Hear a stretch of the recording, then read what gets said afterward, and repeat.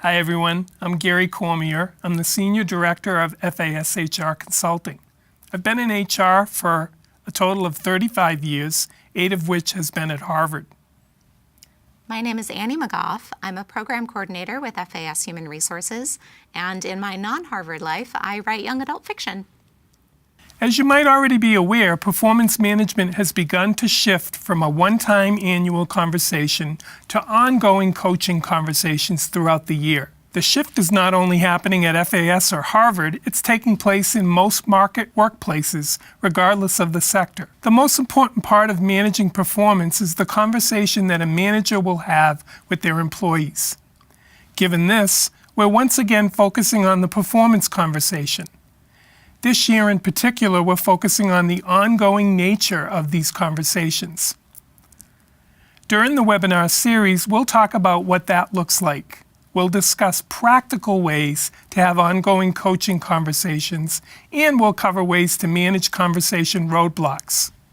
In the past, managers have focused on giving meaningful guidance once a year as part of an annual performance review process. At FAS and Harvard as a whole, we're moving toward a place where both managers and staff can interact much more frequently during the year in what we would call regular conversations that are focused on giving and receiving feedback. This means that managing performance is transitioning from a one-time event to a series of ongoing check-ins. Think of this in terms of a start, stop, and continue.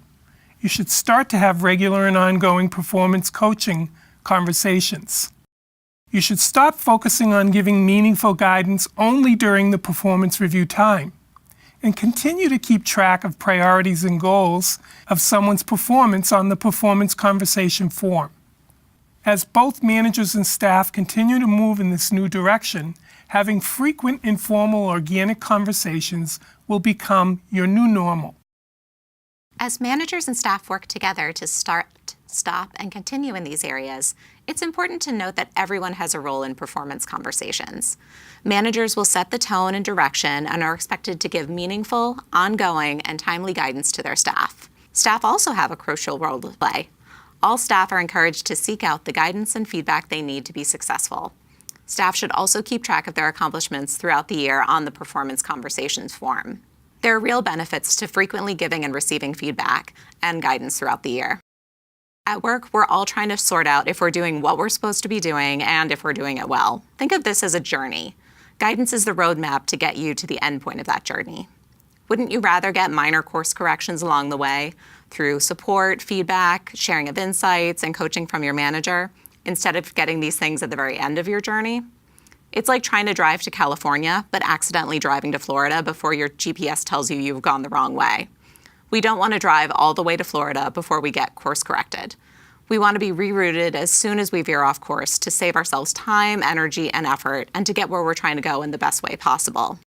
It's the same with guiding someone's performance at work. It's best if it's timely, brief, in the moment, and relates to their goals. So have a conversation with your manager. If you're a manager, have a conversation with your direct reports. Talk about how you can be a GPS to one another, giving guidance along the way to help reach goals and work deliverables in a smooth and efficient way.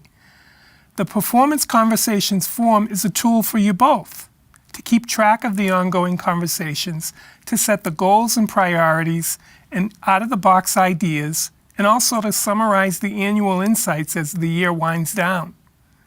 If you can foresee challenges or problems with having these ongoing coaching conversations, check out the next 2 webinars. One focuses on practical tips for ensuring that these meaningful conversations take place. The other webinar can help guide you if you foresee potential roadblocks. Thanks in advance for joining us for part of this journey.